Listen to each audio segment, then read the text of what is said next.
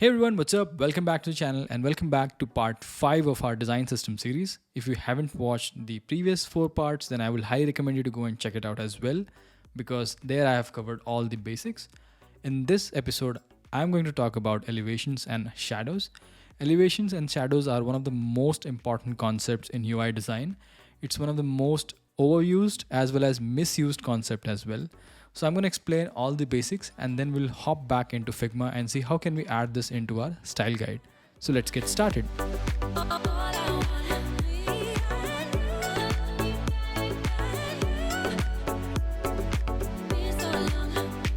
So let's first understand what exactly is elevation. So elevation is the relative distance between two surfaces along the z-axis. Now, it creates a depth in your two-dimensional UI design. It also makes your design really efficient by creating overlapping surfaces and creating hierarchy between those overlapping UI elements. Elevation as a concept has been around since the beginning of UI design, but was properly theorized by Google in their first material design guidelines. And elevation is implemented by using shadows. So elevation as a concept is implemented using shadows. Let me quickly explain you the elevation concept in simpler terms, and then you can appreciate why elevation is such a powerful concept, as well as how can it be used to make your UI more efficient. Okay, so assume that this is your screen background. Now bear with me, I'm just trying to draw 3D here, and this is your screen background. Now material design says that your background is at the zero elevation because it's the thing that is the back of every other thing. So your background is at the zero elevation. Now the next thing is assume that you have a lot of things in your UI design. So for example, you have cards. Okay. So you have cards here, something like this. Okay. Now this card is on top of resting on top of your background. So it'll have some sort of elevation. Okay. Now assume that you also have, for example, a navigation, top nav. Okay. So if you have a top nav, it'll appear like this. Assume a back button, some icon, some text. Okay. Now it'll also have some sort of elevation.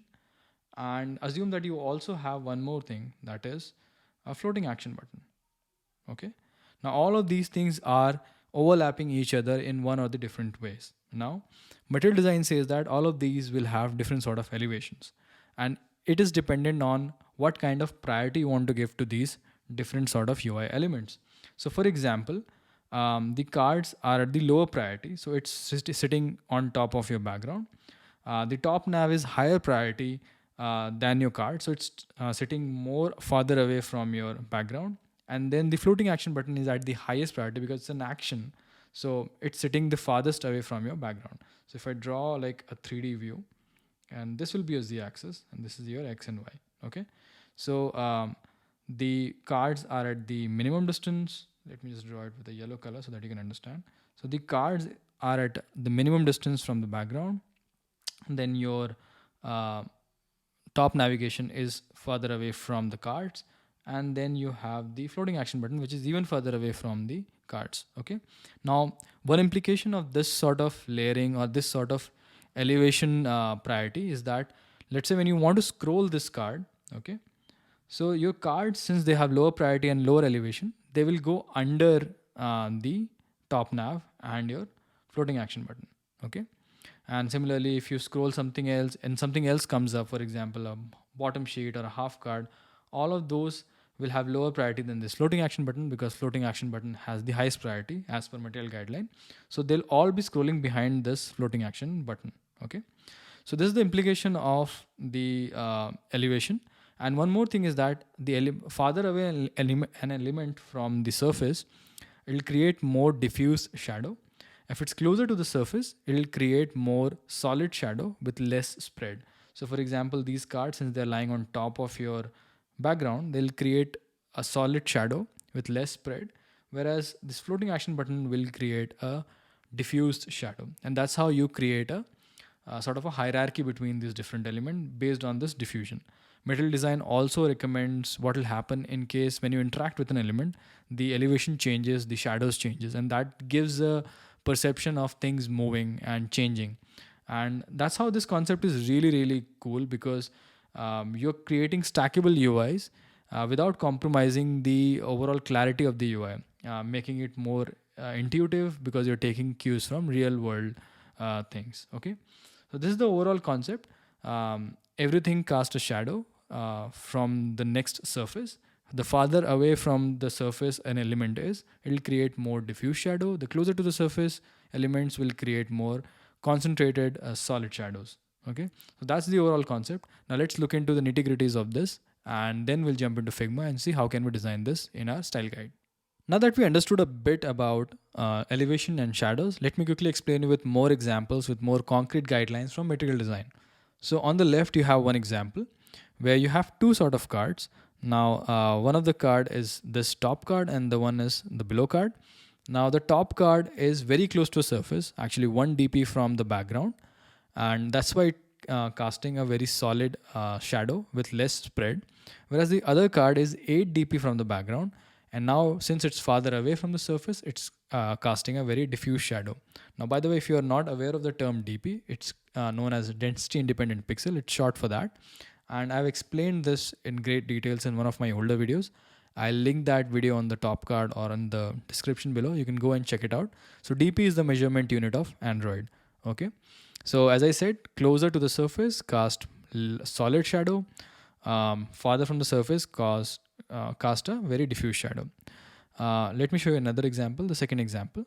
Now in the second example, you have the element A, and that element A is 8 dp away from the background, the main background.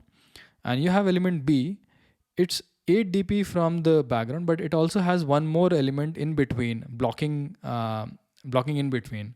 So it's not actually 8 dp, it's 4 dp from the central surface. Okay, so if you see, this A element is casting more diffuse shadow because the relative distance between the first surface and this element is 8. So it's casting a diffuse shadow. Whereas if you see, this B is casting the shadow to its next nearby surface, which is this central surface, and it's only 4 dp away from there. So the shadow is not diffuse, the shadow is slightly more solid than this A element. And in the same way, this C element is again 4 dp distance from the main background. So it's also casting a shadow, and same as this shadow. Okay, but it's less diffuse than the A shadow because that's 8 dp away from there. So you have to make sure that you have to understand that where it casts the shadow, that's the important thing, and that's the distance that it should you should take in account. So it's casting the shadow to the next nearby surface. That's why it's casting it accordingly. This is casting directly on the main background. Distance is more, so it's more diffuse. So just like what happens in the real world, it will be casting shadow to its next element that is in between. Okay, so that's the concept of these two. Let me quickly explain you the terms that is used in elevation. So first is known as resting elevation. So resting elevations are starting elevation values that is given to a component by default. So by default, every component will have some sort of resting value. So if you see in this example, the A is your top nav, and that top nav is at 4 dp elevation or height. And then your floating action button, which is C, is at 6 dp elevation, and then you have your main card, which is B, and they are at 1 dp elevation. By the way, just to remove the clunkiness, we also use 0 dp elevations for cards who are just directly resting on the background. So you can also use 0 dp for the cards that are resting on the background. So it's up to you. Just makes the UI a little bit more cleaner. But rest of the elements, if you see, they are at different distances. And this floating action button being at the highest distance means it has the highest precedence. This is the most important action on the page. Okay. Then there's a concept of changing elevations. So components can change elevation in response to user input or system events. So basically, if you are interacting with an element or if a system event is happening, the elevation can change. So when you interact with them, they go to a different elevation.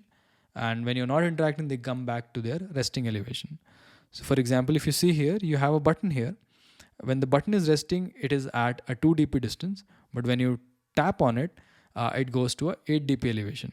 Now, 2 dp and 8 dp elevation will have different sort of shadow. If you see that the shadow is getting more diffused when you tap on it, and thereby giving an illusion that the button is moving towards you, that something is happening. So just by using shadow, if you see, this is a very nice clean trick. Nothing else is happening. Just by using shadows, it's giving you the impression of a motion happening, right? So that's why I said elevation is a very powerful feature. Okay. So now that we understood the concept of elevation, resting elevation, changing elevation, let's hop back directly into Figma and see how can we implement it in Figma. So we're in Figma right now and we are going to see how can we add different drop shadows to create the elevation effect. Okay. So this is my first card and there's nothing, it's just a square rectangle and I've just given it some fill color. You can give whatever fill color you want. I've given it a light purple here. And the actual elevation is created by two different drop shadows. Okay, so there is a first drop shadow. I'll just turn off the other one. So there is a first drop shadow with blur 2 and spread 0. So basically the blur means how diffuse your shadow will be and spread means how big the shadow will be.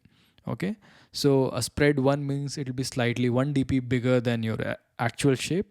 2 means 2 dp bigger, 3, 4, 5 and so on. Okay, so spread means how big the casted shadow is. Blur means how diffused it is. And x0, x and y are the offset values. So if x is a positive value, if I show you here, if I do that, if it's a positive value, then your shadow will move to the right. If it's a negative value, then your shadow will move to the left.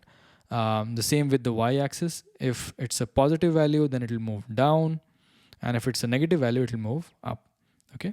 So let's go back to the same thing. Because our light source is on top, we are assuming our light source is on top. So we are giving x0 and y1 so that this particular shadow is casted below.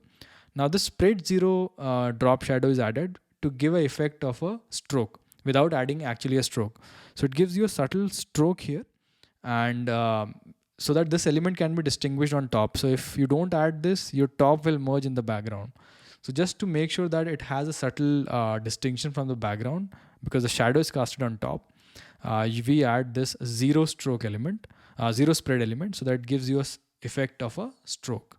Okay, so that's how you do, and then you can add a 30% black background to it. Okay, now the next element is what exactly is caused by the elevation. So this element, if you see, it again is at x0, y1, but the blur is 3 and the spread is 1. So since it's slightly elevated, 1 dp elevated, we are giving it a 3 blur and a spread of 1. And this is the value that is defined by material design, so you can follow that. And the shadow color is 15% black opacity. Now this is totally up to you. If you want to use any other color to create a shadow, you can definitely use that. Okay, now let's move on to the second bit. Again, the second bit has the same thing. It first has that 0 spread value, which with blur 2 again and spread 0, same value, so that creates that slight outline effect.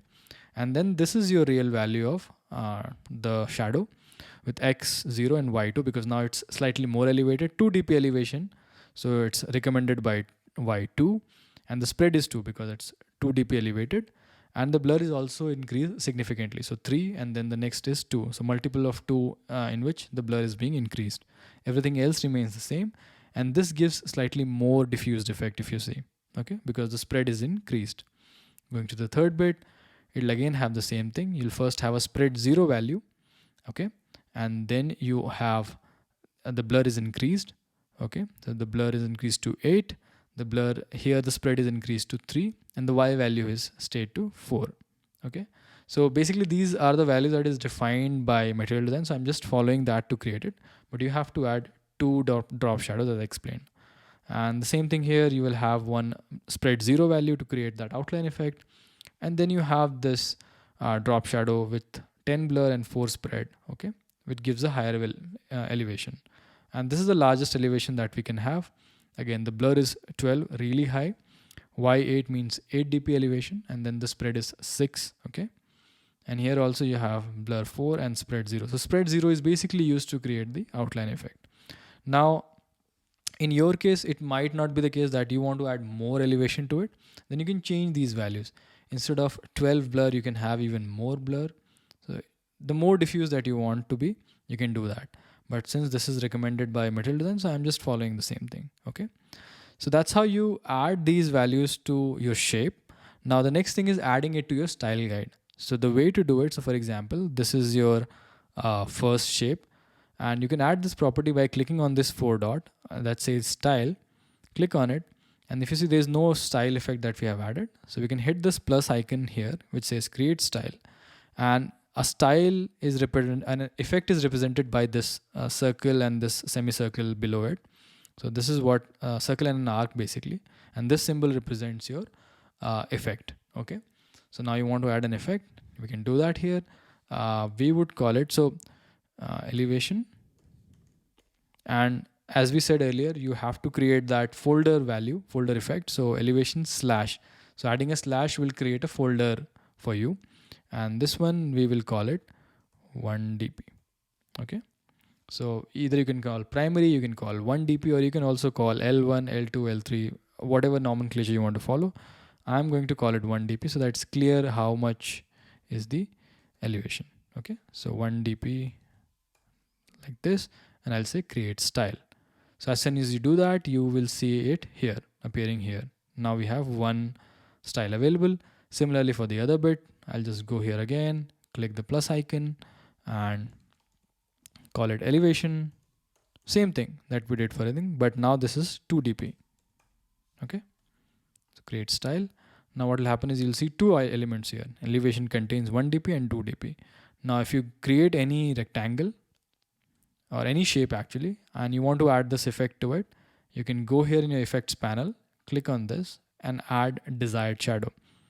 Okay, so that's how you basically create different elevation with different shadows. This is for the light mode, and I've also created same thing for the dark mode.